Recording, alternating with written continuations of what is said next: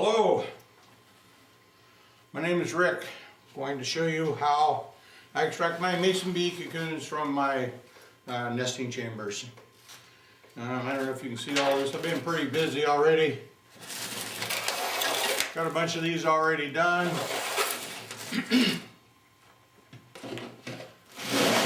What I wanted to do is show you kind of where I begin. When I bring my blocks home from the orchards, I put them in these organza bags. I can fit 4 of these nesting blocks in one of these bags. So you'll see here in the top is a water bottle. It's got a little insect strip in it. When you put these in there and you zip this shut, now you've trapped any insects that may be in there inside the bag. So I take a plastic water bottle, I cut off both ends, and then I put an insect strip in there. Any insects that I don't want in those blocks, as they crawl around, end up stepping on this insect strip, and I can catch them and then kill them and discard them. So that's just one way.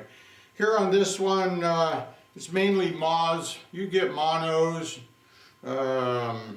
different kinds of insects. So anyway, I just do that. It's just one way to eliminate any pests that might be in here. And you can extract the blocks and get them ready for cleaning.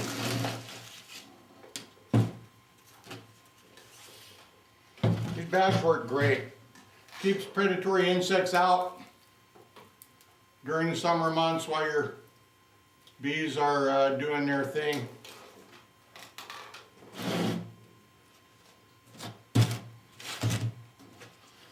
I'll get this ready and show you next step.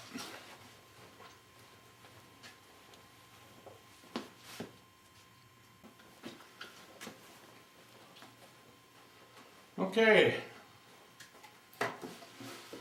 I take these blocks, they're banded together a couple of different ways. This one has rubber bands on them. Just take these off. Remove the cardboard backing. Let the rubber bands aside. These bees were so busy they were even trying to nest on the outside of the block, which sometimes happens. I take my trays. Now I'm going to put them in, and now I start extracting them. I use a 5/16 wood dowel that I just drop on my belt sander and kind of sharpen it at a 45-degree angle. And it makes it really easy to extract these cocoons. Usually when as I extract these, I sex these bees. All the males will be in the front of the block, and then in the back where the cardboard was, back here, all the females. Another way to tell is by their size. The female bee cocoons will be larger than the males. So as you open these up, you can look in there and you can see the females in the back and the males in the front. You can push your females in one tray, your males in another. Now, you know, people at home are doing this as a hobby. You don't have to go to this extreme. I do this because I make these bees available for everyone, and I want to ensure that only the best bees are being sent to you. So you can actually leave them in your orchards, allow them to winter naturally, but this is just my method. So I'll take this block and I'll open it up, and inside you can see the cocoons. So I'll take all the females, and you see all the females, the larger ones in the back here. I'll take all the females and take this tool, go right underneath of them, and just extract them down here into the block.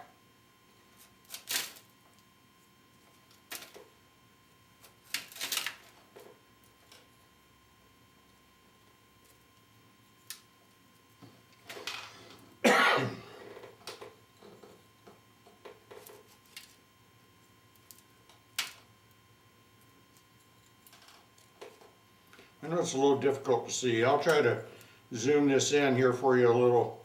I'll zoom this in here for you in a minute.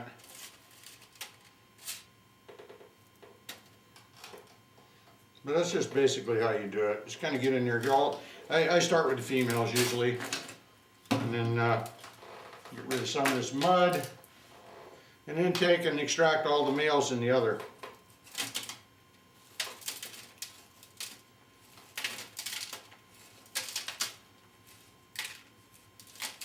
This is a good method to do. You can see how successful you are with your bee production. It also gives you a look into the nesting chambers, see what kind of potential pest issues you may have, and be able to deal with them accordingly. I also have just kind of a junk box over here that I kind of discard a bunch of this other mud and this other debris, and I'll just run my stick through here, try to clean off some of that mud and mites and all that stuff. And then when after I'm done with the block, I'll band it back together. Later, I'll take them apart again, clean them with a little bleach, let them dry, and then band them back together. You try to keep them banded together. You don't want your boards to warp and that. So, as you can see here, doesn't seem like too many bee cocoons. They're all on the other side. So I'm going to get the camera, bring it in a little bit so you can see this up close a little closer. Bear with me here a second.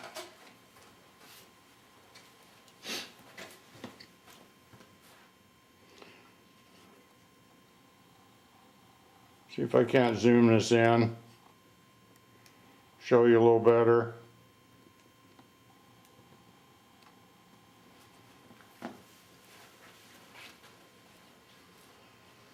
Okay,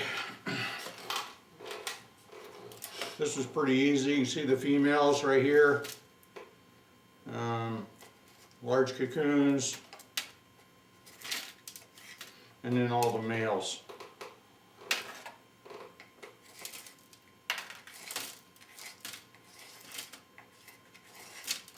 I'll clean that junk out of there.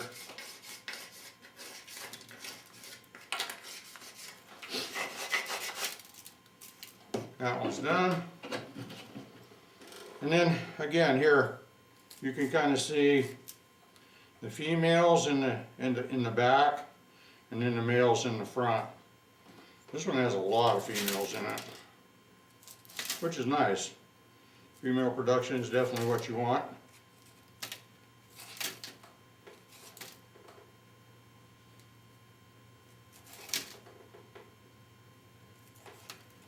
And then the males.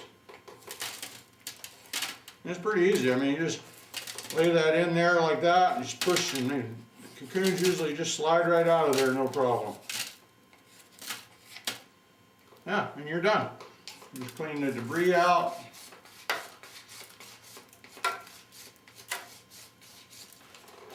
Wipe off some of that mud, get that ready. And that's pretty much it. I'll go through some more blocks.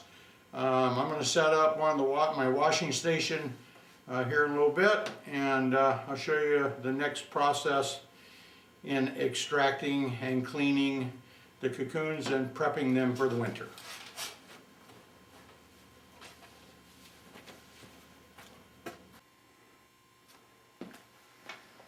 Okay, I'm back. I even turned off the football game. So I can show you guys this. You know, some people asked me to do this video. I hope it's helpful. I'm doing the best I can. I'm not a video guy. So anyway, with that said, what we're going to do is wash these cocoons.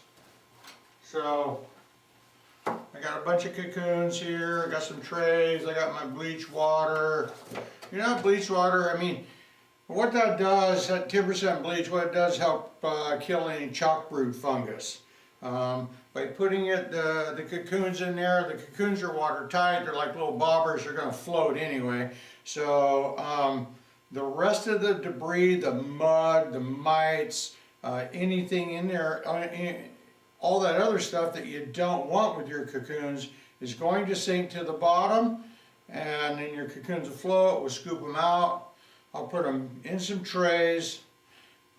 I won't show you, but I'll go into my laundry room over here after I pull them out of this bleach water, and I'll rinse them with clean water. Then I'll come back out. I'll show you what they look like after they've been rinsed with clean water. Get all that bleach water off of them. Now I'll stop the camera and we'll go over to my drying room, and we'll put the bee cocoons on the screen and start drying them. Okay? So anyway, let's start. I might as well just start with these. Let's take a bunch of meals. Just put them in here. I'll even, let's see, if I want to do that. Not yet. I'll use different trays for that. So, anyway, cocoons are in there. Just kind of swish them around in that bleach water. A few minutes. Like I said, all the viable cocoons are watertight, so they will float. And bleach probably not real good for my skin on my hands, but so they got moisturizer for, I suppose. So we'll do that.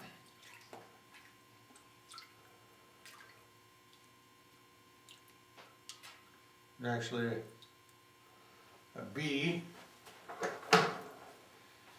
So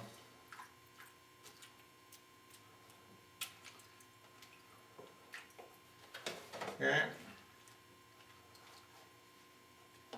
Use a little colander here. We'll scoop them out.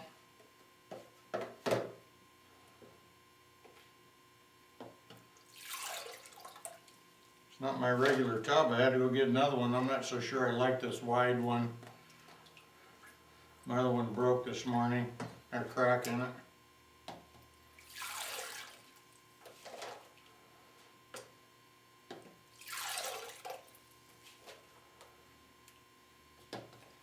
And you kind of see, you know, what we're doing here. We're just scooping the cocoons out.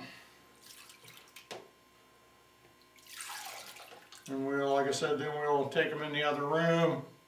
We'll rinse them with clean, cold water. We'll take them out to the drying room. Leave them out there on the screen with a fan on them for a couple hours till they get dry. And then we'll take them and put them in the refrigerators. You kind of get the gist of it. I'll do some more washing, get them rinsed off, and then we'll head to the drying room.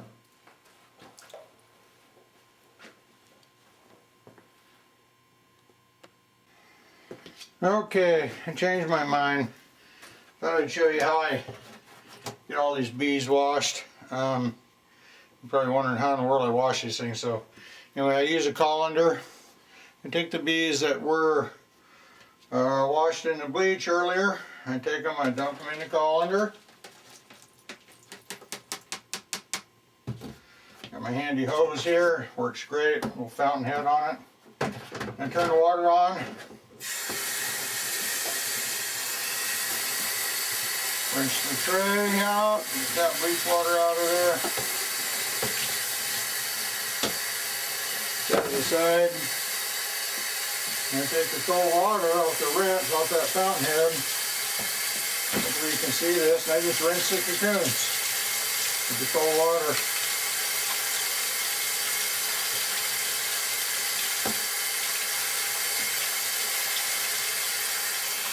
Get all that bleach off.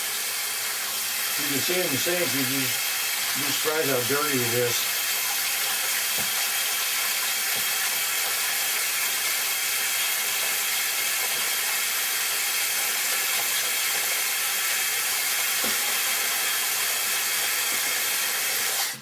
Oops, I hate when I do that.